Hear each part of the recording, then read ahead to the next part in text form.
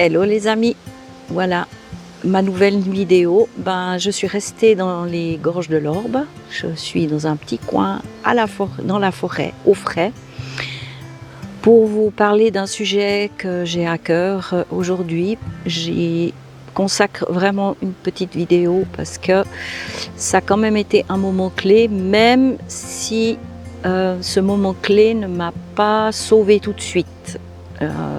Vous verrez sur les vidéos suivantes où je veux en venir. Mais dans une de mes phases dépressives où j'avais 49 ans, j'allais pas bien et j'ai une amie que j'aime énormément qui s'appelle Catherine, que j'embrasse au passage, qui a toujours su m'écouter parce que finalement on avait quand même pas mal de similitudes et elle arrivait très bien à comprendre ce que j'essayais d'expliquer, ce mal-être que j'avais l'impression que personne ne comprenait, ce côté où j'avais l'impression d'être pas comme les autres.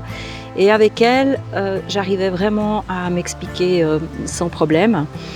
Alors je suis allée vers elle dans une phase un peu difficile où je lui ai redit encore une fois ce problème de gestion émotionnelle, de mes tsunamis, que je suis une éponge, que je suis fatiguée, que j'en peux plus, que j'en qui rit, que j'en qui pleure, que je suis épuisée, etc. Et Catherine s'est levée, elle est partie dans sa bibliothèque, elle est revenue, elle m'a tendu un livre et puis elle m'a dit « Tiens, je t'encourage à lire ce livre ». Et je le prends et quand je vois le titre, j'avoue que sur le moment, j'étais plus vexée ou contrariée parce que je ne comprenais pas où elle voulait en venir. Le titre du livre, c'est « Trop intelligent pour être heureux ». Alors, qu'on donne ça à moi qui suis à mon idée, que j'étais bête, stupide, avec mon échec scolaire, tous mes manquements et tout ça, que Catherine me propose un tel livre, ça me paraissait tellement aberrant que sur le moment, j'ai même été limite un peu en colère en lui disant « Mais pourquoi tu me fais ça ? Pourquoi tu me donnes un livre qui ne correspond tellement pas à qui je suis ?» Et là, Catherine m'a dit « Écoute, le titre, on peut toujours en discuter sur le titre, mais ne reste pas bloqué là-dessus. Lis-le, puis on en reparlera après. » Ce livre, je l'ai pris, je l'ai dévoré. Et surtout, ce qui m'a frappée, c'est que je me retrouvais à toutes les pages, en fait. Et ce qui m'a fait du bien, c'est de me dire, mais attends, si quelqu'un écrit un livre et qui explique exactement ce que je vis, avec les mêmes termes que j'utilise quasiment pour expliquer mon fonctionnement, c'est que je ne suis pas la seule. Donc en tout cas, ce qui m'a fait du bien, c'est de me sentir moins seule face à cette différence que je ressentais depuis tellement longtemps. Je vais juste vous donner quelques phrases comme ça qui m'ont sauté aux yeux, celles qui correspondaient le plus dans les choses que je pouvais vivre. Elle parlait des pensées qu'on n'arrive pas à stopper. C'est vrai que moi j'ai tout le temps le petit vélo, je suis tout le temps en surchauffe. C'est terrible pour moi d'être au calme. Et là, je lisais que finalement, le petit vélo, c'était aussi quelque chose que d'autres personnes pouvaient ressentir. Une des phrases, c'est « émotifs et de véritables éponges ». Alors là, je me retrouvais aussi. Des émotions XXL, je me retrouvais aussi. Hypersensibilité, il n'y a pas photo, je suis d'accord. De l'empathie surdéveloppée. Et c'est vrai que mon côté Saint-Bernard qui veut sauver la terre entière depuis toute petite, tout d'un coup, même ça, finalement, c'était quelque chose de... Voilà, qui... Enfin, on m'a toujours dit que j'étais spécialement empathique. Mais voilà, ça, c'était quelque chose que j'ai lu aussi dans le livre. Un insondable besoin d'amour. Donc, quand je lis ça, je me dis, ok... Probablement qu'il y a le manque affectif de ce que j'ai pas reçu enfant, mais visiblement, il y a des gens qui ont ce besoin d'amour qui fait partie de leur fonctionnement. Donc peut-être que ça faisait aussi partie du truc. la phobie scolaire, parce que beaucoup d'échecs scolaires et les troubles de l'humeur. Là, je vous donne vraiment quelques extraits, je ne vais pas vous dire tout le livre, hein, mais en fait, ce livre parle des HP, des hauts potentiels. Et je suis arrivée au bout du livre en me disant « Ouais, chouette, je me retrouve partout, ça me fait un bien fou, mais je ne peux pas être intelligente. » Voilà, et j'ai fermé le livre, je l'ai mis dans ma bibliothèque, parce que je m'en étais acheté un, je l'ai mis dans la bibliothèque et je l'ai oublié pendant 7 ans. Et pendant 7 ans, j'ai continué de ramer comme je ramais, avec peut-être juste ce sentiment d'être plus toute seule à vivre ça. Ça m'a quand même aidé un peu. Et j'ai continué mon chemin. Après, je peux dire aussi des choses qui m'ont aidée.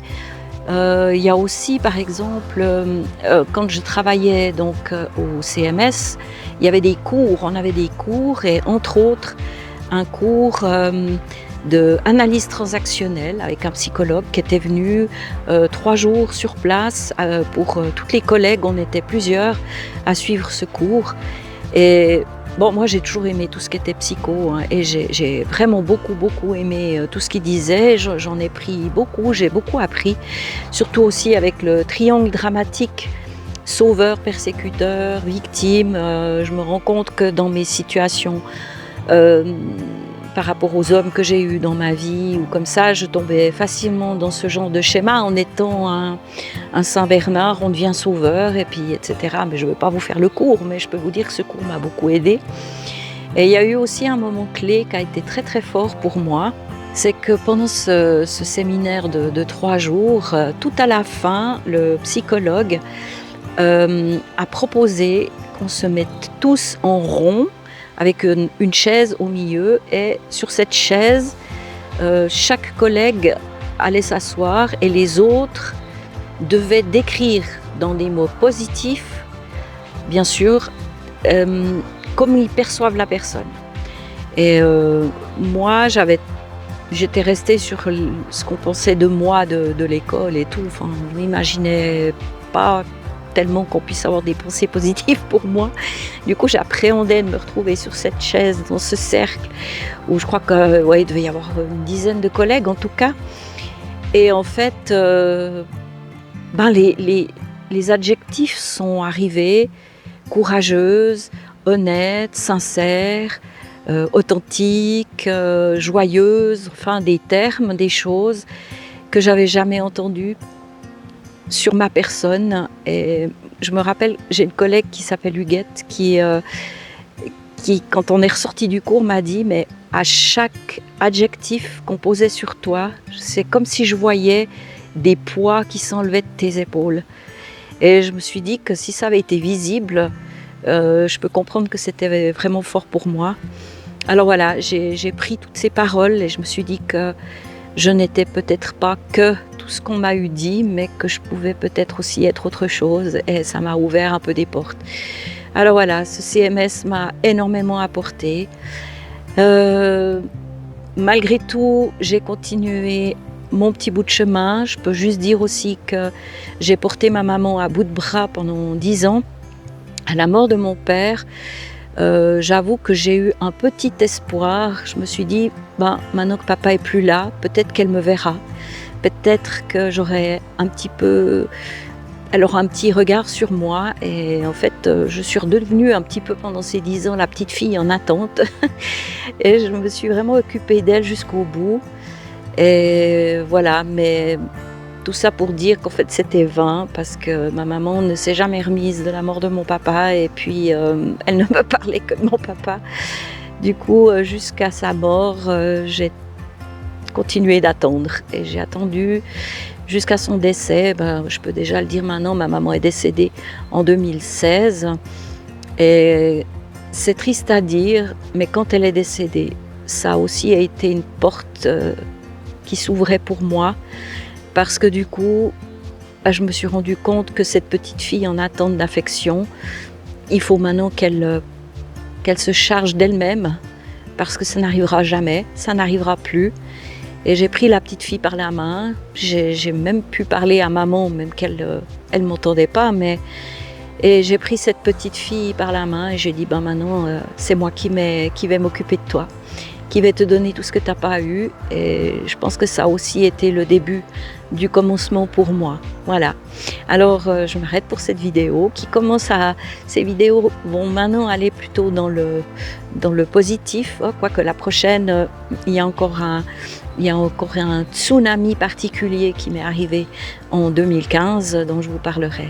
Et après, on sera sur le chemin de la guérison et de l'optimisme et un petit peu ce que j'ai envie de vous transmettre au travers de mes vidéos. Alors voilà, pour aujourd'hui c'est tout. Je vous encourage, si vous vous retrouvez dans mon témoignage, à lire ce livre « Trop intelligent pour être heureux ». Si vous avez vécu l'échec scolaire ou vous vous sentez stupide, ne vous arrêtez pas au titre, rien à voir. Alors voilà, je vous encourage et puis je vous souhaite tout de bon jusqu'à la prochaine vidéo. Je vous embrasse très très fort. Bye bye.